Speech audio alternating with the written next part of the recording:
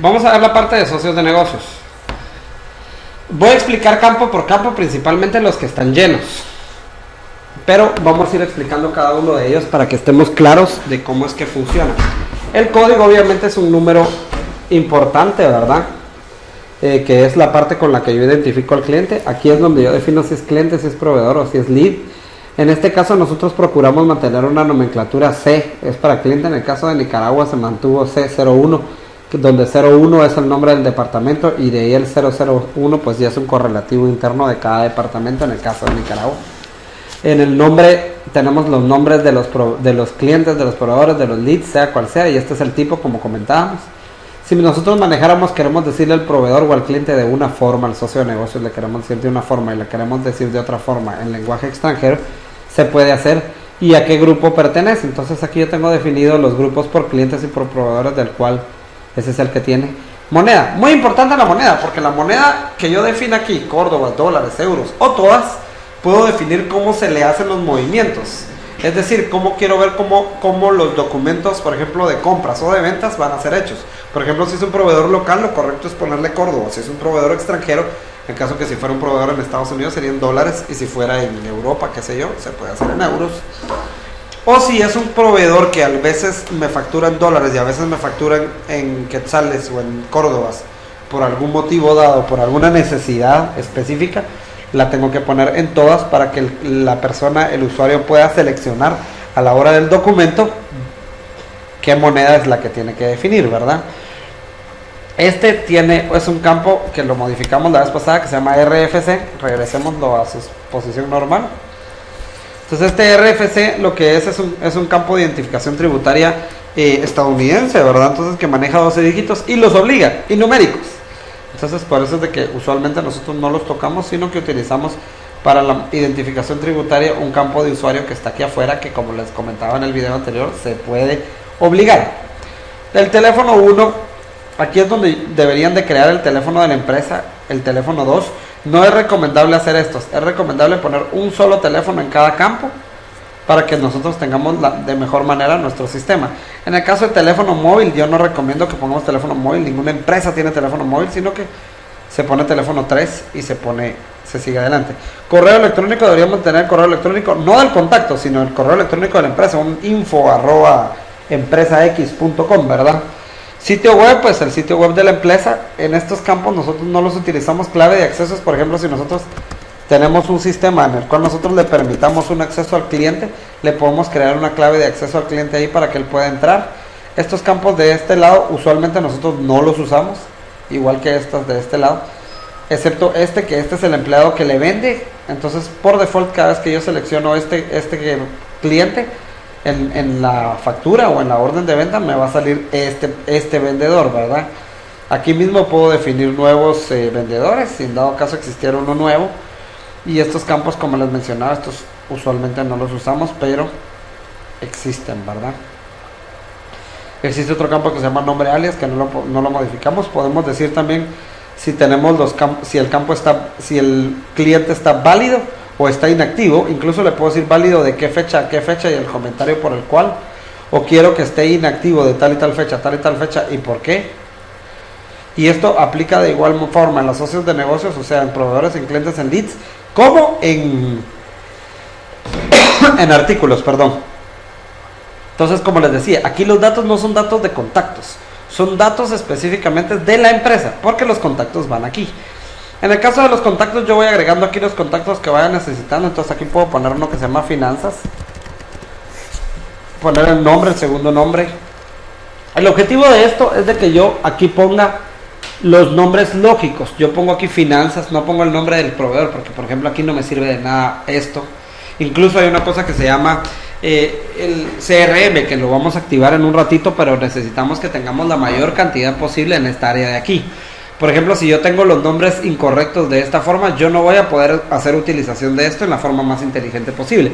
Por ejemplo, yo quiero el de finanzas, el gerente general, el de pagos, el usuario. Ojo, muchas veces el usuario se llama técnico de planta, otros se llama ingeniero de taller, otras veces se llama ingeniero de producción, otras veces se llama jefe de producción, pero al final él es el usuario. Entonces recomiendo que se ponga usuario 1, usuario 2, usuario 3 en la lista para abajo y no le pongamos múltiples nombres que después no sepamos qué es, porque el sistema no va a saber, ay, busque jefe, o busque ingeniero, o busque no sé qué, o no, o sea, tiene que haber un estándar y el estándar es usuario. Al final, el cliente es el que paga, que es finanzas, y la parte que se llama pagos, ¿verdad? El gerente financiero y el de pagos. Pero al final, el usuario es el que usa nuestro producto, ¿verdad? Sea cual sea. Entonces, si yo le puedo ingresar aquí el nombre, el segundo nombre, y aquí están cuál es el título, la posición de la empresa, ingeniero, qué sé yo, licenciado, posición, gerente financiero, dirección. Aquí no busco que pongan la dirección de la empresa nuevamente, la dirección de la empresa va en esta área de aquí, sino que aquí busco los datos específicos de el contacto, su teléfono de él. Si tiene el mismo teléfono de la empresa, ni lo pongo, ya lo tengo de este lado, ¿para qué lo voy a volver a poner? Si tengo su teléfono móvil, tiene sentido. Su correo electrónico, muy importante. El correo electrónico para mí, de todo lo que acabamos de decir, es lo más importante. ¿Cuál es su fecha de nacimiento? ¿Cuál es su profesión y su lugar de nacimiento? ¿Por qué me sirven todos estos datos? En un futuro no muy lejano yo puedo decir, miren, mándenles una carta de felicitaciones a todos los cumpleaños. Y si yo tengo su título, le puedo decir, señor Pedro Ramírez, gerente financiero, y la empresa se llama Accesa, y abajo le podemos poner un texto que diga en este día especial, feliz cumpleaños, te desean la calza y todo, o la empresa X. Entonces se le selecciona la empresa, se le pone los nombres de la ciudad, el nombre, la fecha de nacimiento. Entonces me sirve de mucho la fecha, me sirve de mucho tener el título, porque sí es importante poner ese tipo de cosas en una carta que nosotros vayamos haciendo a CRM. Y el correo electrónico, porque si no, ¿a quién se lo voy a enviar? El objetivo es de que todo esto camine en automático, que no tengamos que tener interacción para que esto suceda, y solo guardar una bitácora de qué sucedió y a quién le envió, para que nosotros sepamos qué fue lo que pasó, ¿verdad? Entonces de ahí tenemos lo que son las direcciones. Estas son las personas de contacto, de ahí pasamos a direcciones. Muchas veces la gente lo que hace es que crea múltiples empresas cuando en realidad es la misma empresa. Lo que sucede es de que esta es la empresa a la cual se le cobra, y esta es la dirección a la cual se le entrega. Por ejemplo, en el caso de Guatemala, que tenemos el Walmart o el Hiperpais o la Fragua, como le quieran decir, entonces nosotros cobramos a la Fragua que está en el mall, que queda en la zona 9, creería yo, en la Montúfar, ¿verdad? Y se le entrega en varios lugares. Se le entrega en Hiperpais Puerta Parada, se le entrega en zona 18 en Metro Norte, se le entrega en varios lugares. Entonces yo aquí puedo ubicar dónde está. Cuando son clientes, es muy importante resaltar que el indicador de impuestos, muchas veces hacen una factura y me dicen, mire, es que no me calculó el impuesto, me salió valor cero. ¿Por qué no le sale valor de impuesto? Resulta ser que él calcula el valor de impuesto en la dirección de entrega. En la dirección de entrega yo selecciono qué impuesto es el que marca. La gente creería que es tonto, que por qué tiene la dirección de entrega aquí, por qué tiene la dirección de entrega el impuesto. Y la gente creería que es un capricho de SAT de por qué ponerlo ahí. Resulta ser que en cualquier país grande el impuesto radica y diferencia de donde está entregando el producto. Por ejemplo, en el caso de Estados Unidos, el porcentaje del tax varía de estado a estado. Entonces podríamos tener el caso, en el caso de Guatemala, que Guatemala capital no tiene el mismo porcentaje que Escuintla, o no tiene el mismo porcentaje que Petén. De hecho, en el caso del impuesto no aplica, pero en el caso de Guatemala el porcentaje del impuesto del valor del seguro social del Instituto Guatemalteco de Seguridad Social varía por departamento. En particular en Petén es más bajo que en Guatemala, que en el resto de departamentos más bien. Entonces por eso es de que aquí está el indicador. Entonces si ustedes tienen una factura que no calcula el impuesto, es por culpa que no le pusieron esta dirección. Muchas, si no es que la mayoría de las veces, este dato y este dato va a ser igual.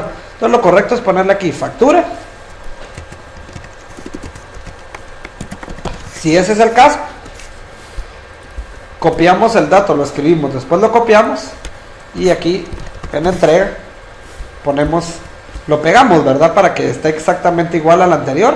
Y aquí es donde le ponemos el indicador de impuestos. Es importante la dirección de entrega, porque si no, no vamos a tener indicador de impuestos.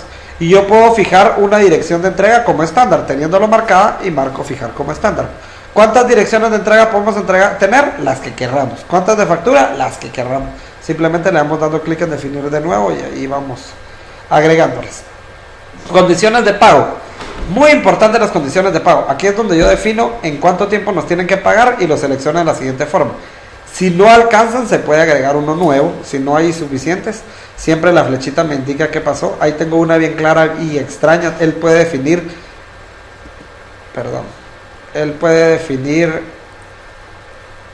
cómo funcionan las condiciones de pago. Entonces cuando seleccionan, por ejemplo, esta que se llama 45 días como texto, en realidad lo que ocurre es que el fecha de vencimiento está basada en la fecha del documento más 45 días, ¿verdad? Hay una muy particular que, por ejemplo, nosotros, si nos facturaban el 7 de noviembre, la factura vence el 31 de diciembre. Pero si le facturamos el 28 de noviembre, también vence el 31 de diciembre. Y si le facturamos el 17 de noviembre, también la factura vence el 31 de diciembre. ¿Qué significa eso? Que la factura vende en el mes siguiente, en el último día del siguiente mes. Se creó una que se llama fin de siguiente mes. ¿Y cómo es que se comporta? Muy sencillo. Agarra la fecha del documento y agarra el final de mes más un mes. Y así es como lo define. ¿Verdad? Importantísimo en las condiciones de pago son 3 datos, que es la condición de los términos de crédito, ¿verdad? Que me dice en cuánto tiempo vencen las facturas. La lista de precios, que es donde yo le digo en qué lista de precios está ubicado. Después está en el video siguiente, está aclarado cómo funcionan las listas de precios y cómo es de que se analizan. Y por último, el límite de crédito. Muy importante porque actualmente, aquí sale otra vez la calculadora, que era lo que le decía, que todos los datos numéricos tienen una calculadora. Muy importante en el límite de crédito. Algunos sistemas, como particularmente QuickBooks, tiene un problema, que cuando el límite de crédito es 0, significa factúrele lo que se le da la gana. En el caso de SAP, no. Si tiene 0, le puedo facturar 0, o sea, nada. ¿Ya? Entonces es importante que marquen el límite de crédito. En el caso de SAP, todo el mundo debe las facturas hasta que las paga. Los datos de aquí son para cosas más avanzadas que vamos a estar trabajando más adelante. Los importantes de este lado son estos 3 datos importantes y prioritarios. Nos vamos a saltar el sistema de pagos. Seleccionar. ¿Qué tal está? Bien. Don Walter, ¿cómo está? Si aquí está el hombre, no sabía quién era. Fíjese que Bueno, mire pues, ¿usted está adelgazando o qué? es la idea. ¿O no? Sí. ¿Y qué está haciendo? Mucho ejercicio y es que yo corro. Y Sí, corro carreras de 21 kilómetros. Bueno, mire, ¿qué es lo que ha pasado? Que no hemos... Continuando con nuestra capacitación. Entonces, si yo quisiera cambiar el cliente que es aquí, en esta parte de aquí. Si yo quiero cambiar la cuenta que yo quiero, la ubico de esta forma. Aquí solo me van a aparecer las cuentas asociadas. En videos posteriores explicamos qué son las cuentas asociadas. Y el impuesto, si es obligatorio o si es extranjero. Si es obligatorio, automáticamente él va a calcular el impuesto que tiene marcado aquí. Si es extranjero, simplemente no le va a colocar impuesto. En el caso del cliente, en el caso del proveedor, yo puedo seleccionarle diferente impuesto. De hecho, vamos a buscar un proveedor, sí, para que veamos cómo es que se comporta.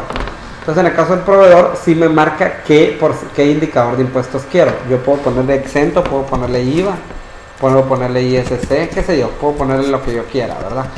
Muy importante, existe lo que es el sujeto a retención. Sujeto a retención, vamos a buscar de vuelta el cliente, significa que yo le retengo IVA. No, perdón, no IVA. Bueno, le puedo retener lo que yo quiera, de hecho, no necesariamente cualquier impuesto le puedo retener. O sea, estamos hablando un tema que es poco informático y más fiscal, ¿verdad? ¿Qué impuestos le puedo retener? El que yo quiera. ¿En qué cuenta va a caer? En la que yo parametrice. Entonces, aquí parametrizo en la parte de definiciones, en finanzas, donde está la parte de impuestos, está la retención de impuestos. Yo aquí defino los códigos que yo quiero retener. Y no solo eso, sino defino aquí, por ejemplo, en el caso en el caso de Nicaragua, yo tengo un impuesto que se llama DGI. DGI es la SAT de Nicaragua, es el ente fiscaliza, es el fisco de Nicaragua, ¿verdad? Entonces yo hago en contra, puedo retenerle un 1% a la hora de la factura.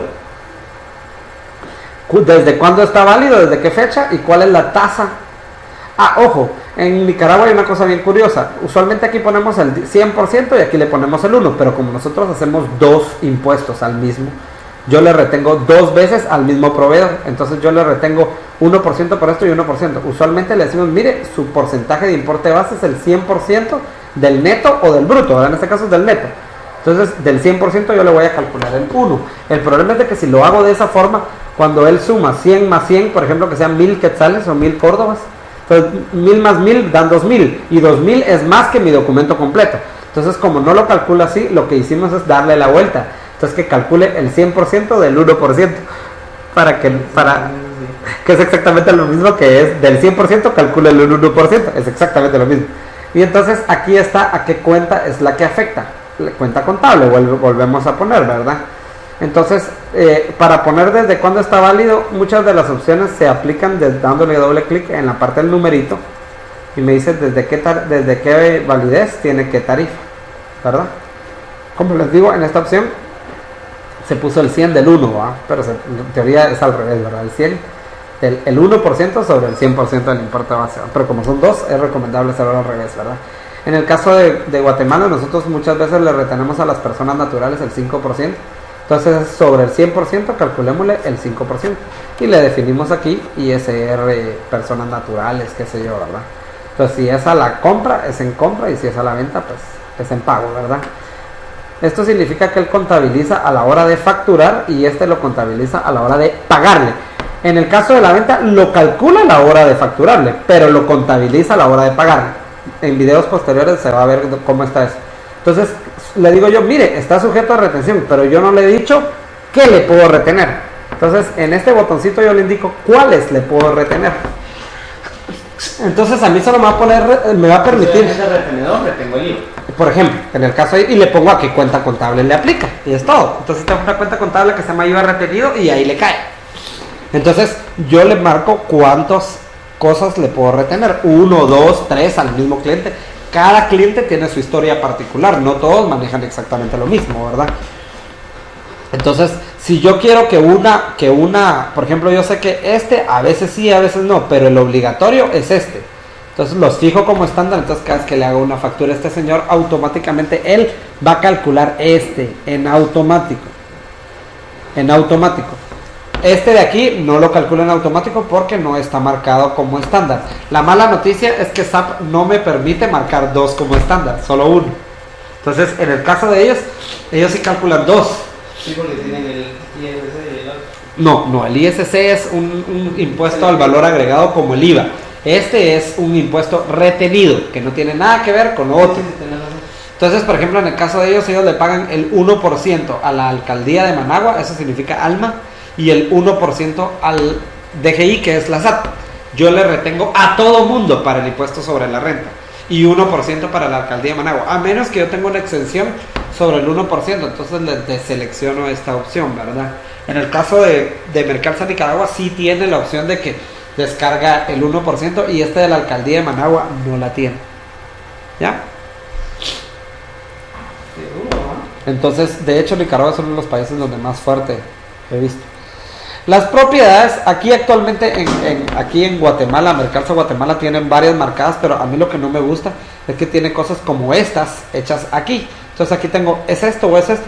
Pero el problema es de que como aquí me permite marcar 3 cheques a la vez, bueno, ¿es uno o es el otro, verdad? Entonces yo prefiero utilizarlas o crear un campo de usuario para detener eso, pero para mí aquí deberían de haber campos. Esto le puedo cambiar el nombre, se dieron cuenta que el otro lado se llama impuesto que es delictivo de consumo y le puedo cambiar el nombre. Pero aquí los campos solo tienen que ser campos específicos de sí o no, 1 o 0, ¿verdad? Binarios, ¿verdad? Chequecito o no chequecito, como el impuesto selectivo de consumo, ¿lleva o no lleva? Ajá. Y en los comentarios obviamente pueden ingresar mis comentarios, una foto y etcétera, ¿verdad? En el caso de los clientes, quería comentar que yo puedo agregar actividades. Esto también maneja un CRM y un pipeline para que nosotros sepamos en qué momento está el cliente. Entonces yo tuve una llamada telefónica, puedo definir qué tipo es el asunto, por ventas, por marketing, qué sé yo, cuál fue el asunto, defino los asuntos. Yo le puedo asignar una tarea, mire, llame al cliente tal, con el contacto tal. Yo puedo crear, recuérdense que los contactos, el objetivo es de que uno tenga bastantes contactos. Llámele al teléfono tal y llámele y dígale tal y tal cosa. Y recuérdele a los 15 minutos y el contenido de lo que va a hablar usted es esto. ¿Y qué documento tengo vinculado? Quiere decir de que yo le puedo decir, mire, agréguele que el pedido número tal quiere platicarle sobre este pedido específicamente y les aparecería una flechita aquí ubicando esto. Además de eso, yo en la actividad puedo anexarle cualquier archivo. ¿Cuál? Cualquiera. Puedo agregarle un PDF, un JPG, un Excel, un Word, lo que yo quiera. Y así como puedo crear la orden de...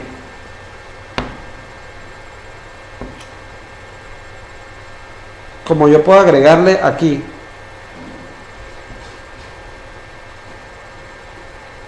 Le puedo agregar una... Le puedo agregar al cliente, le puedo agregar una actividad, también la puedo crear desde dentro de una factura, dentro de cualquier cosa. Entonces, por ejemplo, yo tengo un proveedor y tengo una duda como gerente general o como gerente de operaciones y necesito saber qué pasó con esto, le puedo crear una actividad nueva, donde ya tiene vinculado el documento correspondiente, ¿ya? De igual, le puedo dar clic aquí y se va la misma factura, ¿verdad? Él ya tiene ubicado el socio de negocios, ya tiene ubicado la persona de contacto, ¿cuál? La que tiene amarrada aquí. Entonces yo creo mi asunto, el contenido, y que él me aclare qué es lo que pasó con esta con esa actividad. De hecho, en la nueva versión tiene opciones para agregarle aquí documentos anexos a cualquier documento, ya no solo las actividades. Entonces, la 8.8 no es tan vieja, ¿verdad? Ah, ¿y vos estás comiendo la 893? ¿O la 885? 881 es la que está en vivo ahorita. Ahorita esta es la 8.8, pero la que tenemos montada en el servidor de la nube es la 8.81. Ya trae la versión nueva. De hecho, ya la estamos probando y ya la terminamos de probar, solo tenemos una duda. Otra de las cosas que queríamos aclarar, que no terminamos de aclarar la vez pasada en los tips y tricks, son las funciones comunes. Yo puedo agregar aquí funciones comunes. ¿Se acuerdan de la versión de mi menú? Entonces yo puedo agregar aquí en mi menú, yo puedo agregar, se fijaron que solo lo arrastré, ¿verdad? Y aquí mis mensajes o alertas. Entonces yo quiero ver, yo lo puedo poner donde yo quiera, yo lo puedo poner aquí y lo amplío, no sé, del tamaño y la forma en que yo quiera. El objetivo de esto es de que yo aquí tengo mis mensajes, yo puedo alertar cualquier cosa. Yo quiero que, por ejemplo, el gerente de mercadeo se dé cuenta cada vez que se cambia un precio, o si el porcentaje está por debajo de algún mínimo, o si, miren, pueden ser tan general como uno quiera o tan específica como una quiera. Al final es un query. Entonces, ¿qué puedo queryar? Lo que yo quiera. O sea, puede ser, mire, yo quiero que me salga una alerta siempre y cuando el cliente fulano, sutano y mengano facturen, pero siempre y cuando sea día martes. Pero cuando ese martes sea 17 y siempre y cuando sea entre las 11 y las 4 de la tarde y facturen el producto tal. O sea, estoy haciendo una exageración. Lo que quiero aclarar es que yo puedo hacer cualquier combinación para hacer un query. Al final el query es una consulta de la base de datos. ¿De qué forma? De la forma que a nosotros se nos antoje. Entonces es una alerta. O también es un correo electrónico. Yo puedo enviar un correo electrónico interno dentro de todo esto. Entonces yo puedo crear aquí un correo nuevo, ¿verdad? Aquí están las carpetas de salidas. Es como un correo electrónico interno, ¿verdad? Entonces sale aquí, al hacerle clic en esta parte de aquí de avisos de alerta y resumen de alarmas, que es esta parte de aquí, esta misma. Entonces aquí también me brincan las autorizaciones. Por ejemplo, si yo soy un proveedor un usuario que autoriza y me dice, mire, este cliente se pasó el límite de crédito, en posteriores están videos de cómo que es una autorización. Entonces le doy doble clic aquí y me dicen, mire, es que viene de la factura tal y le pidieron, entonces yo autorizo o no autorizo. Y eso lo puedo ver aquí o aquí, ¿verdad? De igual forma, me brincan aquí. El cockpit sirve para eso. Ahora, si yo tengo una función muy básica que la hago toda la vida, que es hacer órdenes de compra, la agarro y la arrastro aquí y la puedo poner acá. Y yo tengo una que se llama factura a proveedores, que la uso mucho, entonces la pongo acá. Y también creo muchos socios de negocios, entonces lo pongo acá. Y si no me gusta la forma, lo pongo más grande y lo pongo acá, ¿verdad? Entonces, límites, ninguno, ¿verdad?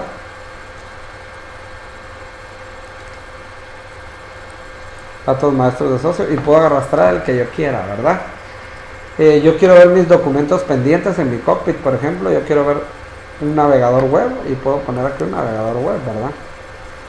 Donde la pantalla que me brinque es la que yo definí. Entonces yo tengo aquí un navegador web aquí adentro de mi mismo, y aquí está mi página web inicial, ¿verdad? En este caso tiene la de SAP, pero yo puedo poner, por ejemplo,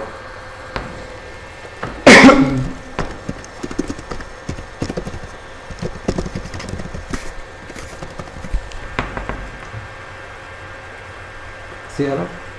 No, no.